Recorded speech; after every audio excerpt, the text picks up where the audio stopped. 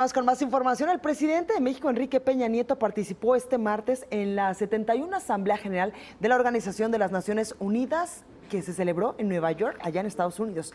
El incremento del precio del dólar es otro tema importante y el nombramiento precisamente del primer mandatario como estadista del año 2016 son algunos de los tópicos, de los temas que analizaremos con nuestros especialistas. Y doy la bienvenida a Daniela Valencia, ella es socia directora de Abella y Valencia, también a Luis Rodolfo Oropesa, quien es analista político, y Claudio Flores Tomás, socio vicepresidente de Lexia, que nos acompaña vía Skype desde Japón. Muy buenas noches y muy buenos días a ti, Claudio, ¿cómo están? Hola, hola Blanca, ¿cómo estás? Hola, muy Blanca. buenas noches y Buenas buenos noches. días a Claudio. Exactamente. Gracias Claudio por este Skype. Pues vamos a comenzar con esta mesa de análisis porque hay varios temas pues sobre el tintero, sobre todo de la última aparición, de la última gira del presidente de México, Enrique Peña Nieto, a esta Asamblea General de la Organización de las Naciones Unidas. Primero que nada, Luis Rodolfo, quiero preguntarte, ¿qué significado tiene que un primer mandatario asista a esta reunión allá en Estados Unidos en medio de varios temas pendientes aquí en el país? Gracias, Blanca. Primero que nada, el hecho de que el presidente asista a una gira de esta naturaleza tiene una gran relevancia por el mensaje que intentó colocar dentro de la propia Asamblea. Este mensaje fue muy esperado aquí en México, el mensaje en defensa de los migrantes, el mensaje en defensa de una agenda totalmente mexicana, y habló sobre todo de una relación bilateral que tiene que existir para proteger derechos humanos, identificar fortalezas y debilidades de la economía, en fin, una serie de mensajes que en corolario no se dieron aquí en México cuando estuvo presente Donald Trump. Lo más criticado de este mensaje, que podemos analizar que es un mensaje contundente, es que no se da aquí en México, y es algo que se le ha criticado mucho al presidente a últimas fechas. Vivió un mes sumamente complicado, donde pareciera que las coyunturas le ganaron más que a la agenda política que quiso imponer, y eso le resta, como ya le hemos hablado en muchas ocasiones, credibilidad tanto al mensaje que coloca como a su propia personalidad al momento de emitir un mensaje. Claro. Daniela, quiero preguntarte pues sobre este premio que le dan al presidente de México, Enrique Peña Nieto, allá en Estados Unidos, sobre Estadista 2016. Cuéntanos a qué se refiere este premio y en qué contexto se lo están dando en estos momentos. Bueno, pues cada asociación es libre de premiar a quien quiera en el rubro que dentro de sus estatutos internos dispongan, eso es evidente, ¿no? Lo interesante para esta mesa de análisis es qué tan creíble o cómo llega a tomar un tono irónico la entrega de este premio, ¿no? Porque le dan un premio como el mejor estadista cuando ya inclusive en este espacio hemos hablado y reiterado sobre la crisis de credibilidad que tiene el presidente. Ahora, esto nos permite poner un poco en contexto para hacer un análisis de cuál es el error reiterado y de fondo que ha provocado esta crisis de legitimidad y de credibilidad. Pues que pareciera que desde el inicio de su administración, el equipo de Enrique Peña Nieto piensa que las crisis políticas se pueden sortear exclusivamente a base de comunicación, ¿no? Porque la entrega de este premio es eso, es una táctica de relaciones públicas, porque las relaciones públicas dicen, vale más que alguien, un tercero, te acredite que decir que tú eres una buena persona o un buen estadista en este caso, ¿no? Ahora, también en este espacio hemos comentado que al país no le conviene estos niveles tan bajos de credibilidad, ¿no? Entonces, a mí me gustaría aportar vamos a intentar reconstruir este rompecabezas que pareciera imposible. ¿Cuáles son las áreas de oportunidad que sí le quedan por explotar a Peña Nieto? Y pongo aquí el primero. A Peña Nieto, más que un premio que le dé un externo, que parece burla, le hace falta dar un elbazo. Recordamos que al inicio de su administración, este fue uno de los punch que le ganó cierta credibilidad en otros sectores que no eran muy afines a él. ¿Dónde está el elbazo que habíamos hablado para la corrupción? O sea, todavía no se encarcela a nadie. Otro, la herramienta del storytelling. Recordemos que durante su informe de gobierno hubo spots que se lanzaron donde se bajaba el protagonismo del presidente hablando de los logros de su administración tan cuestionada y en vez de eso se colocaron figuras de ciudadanos comunes y corrientes beneficiarios de los programas que hablaban a favor del gobierno federal. Pues bueno, esa táctica en términos de marketing político es la correcta, pero no debe de quedar solamente en los spots ya pasados del informe. Tenemos que ver esas formas de comunicación más a menudo. Otra, omitir lo que no le funciona. ¿Qué pasó en el grito? ¿Cuál fue una de las conversaciones que más vimos en redes sociales y en los medios? Ay, pues el gran símbolo de austeridad de la primera dama al reciclar un vestido de diseñador costosísimo.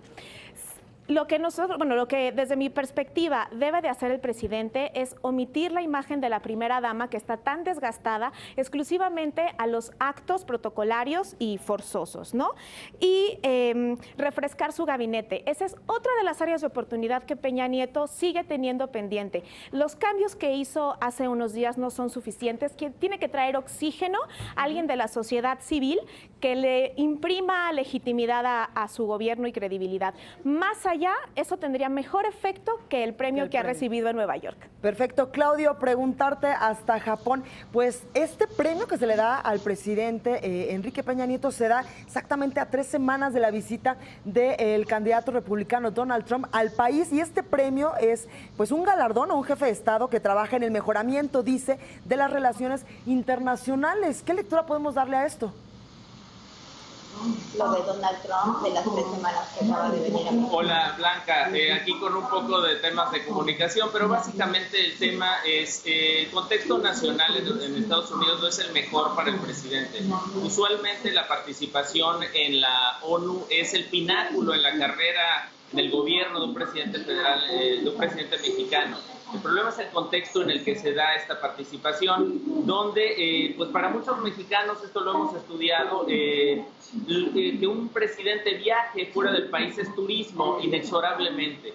Entonces esto en el contexto en el que se da y con el agravante de una premiación pues que se cuestiona, porque de alguna manera un estadista es alguien que entrega resultados y que lidera factual y simbólicamente un país. Esto es lo que no está logrando Peña Nieto y el contexto de las elecciones de Estados Unidos agrava un poco más la situación. Yo creo que el gobierno federal debe de enfocarse en buscar las soluciones a su crisis de credibilidad dentro de México y no irlo a buscar a partir de credenciales externas para el país. Perfecto. Luis Rodolfo, también en el marco de esta participación del presidente allá en la Asamblea General de la Organización de las Naciones Unidas, dijo y alertó sobre el autoritarismo. Dice que hay una desilusión, que no se debe de motivar a la sociedad a caer en la trampa de la demagogia y el autoritarismo. ¿Esto le da credibilidad? ¿Es bien visto que el presidente de México pues haga este llamado, esta alerta a no caer en el autoritarismo? No es la primera vez que el presidente de la República hace este llamado y ya fue fuertemente cuestionado porque viniendo de un partido que se ha caracterizado por ejercer este tipo de mecanismos de control, el discurso carece de toda validez, pero volvemos a tocar un problema fundamental en los mensajes que va dando el presidente. Al presidente Enrique Peña le urge una reconciliación con su audiencia principal, que son los mexicanos. Entonces, dar mensajes en el exterior de cualquier tipo, autoritarismo, medidas que pueda tomar en función de la migración, cambio en política económica, se vuelve cuestionable ya que no lo hace aquí en México. Los niveles bajos de aprobación en los cuales hoy se encuentra el presidente lo urgen a tener que tener un diálogo aquí, de frente, con su electorado, que fue el que le dio la confianza para llevarlo a conducir al país durante los 6 años que le tocan de su mandato, a darle respuesta. Creo que la crisis de fondo es que él pueda encontrar un nuevo diálogo con los mexicanos para poder hablar. Debe establecerse una agenda clara, que parece que no existe. Debe de establecerse objetivos muy específicos y que puedan ser logrados en el corto y mediano plazo, pero sobre todo debe de definir bien las audiencias a las que quiere llegar. Lo que decía Daniel es sumamente importante. Si ya habían decidido invertir en un diálogo de storytelling en el cual hablaban y eran los beneficiarios los que le daban una acreditación y una validez a las acciones del gobierno, no veo por qué se abandona después del informe y hoy volvemos a un formato que ya está muy desgastado y en el cual es un camino que ya se sabe a dónde los va a llevar. Se sabe que el presidente no va a conectar y que por el contrario se le va a generar una inseguridad. Platicábamos hace un rato de un mensaje claro. Cuando tuvo la visita a Coca-Cola, el propio presidente decía que él tomaba Coca-Cola Light, pero ya no sabía si eso era bueno o malo. Eso no puede existir en un mensaje presidencial. Debe de existir una alineación entre el mensaje de la presidencia, el mensaje de su principal portavoz, que es el titular del Ejecutivo, pero sobre todo de la agenda que quieren comunicar a partir de todas las secretarías de Estado para que sea total y absolutamente contundente. Daniel, hace unos momentos Luis Rodolfo nos decía que al presidente le urge esta reconciliación con los mexicanos, pero ¿cómo podemos lograr esto? Dejando de repetir las simulaciones. Es que es lo que comentaba al principio. O sea, la operación política es necesaria y no la puedes maquillar con intentos, pues, insulsos de marketing. Te pongo un ejemplo que es muy cercano. El presidente intenta dar un mensaje de cercanía con una de las audiencias que más se le ha complicado, que es los jóvenes, ¿no? Y cambia su formato a uno de mayor cercanía, con 300 jóvenes, tal. ¿Y qué se descubre? Que eran jóvenes seleccionados y a modo. Y el debate se fue hacia eso, salvo el último chico que intervino. Estoy poniendo el punto sobre las IES. O sea, tiene que evitar la simulación. ¿Por qué? Porque subestima a su audiencia. El problema es que el mensaje de Los Pinos, que permanece a lo largo de su administración, es que parece que subestima a los mexicanos, entonces se le revierte. Eso se llama efecto boomerang. Claudio, preguntarte, estamos viendo que en estos momentos el Ejecutivo Federal tiene los niveles de aceptación, de aprobación más bajos en la historia de un primer mandatario. ¿Tendrá tiempo el presidente de México, a 2 años de dejar pues el cargo, de revertir este fenómeno?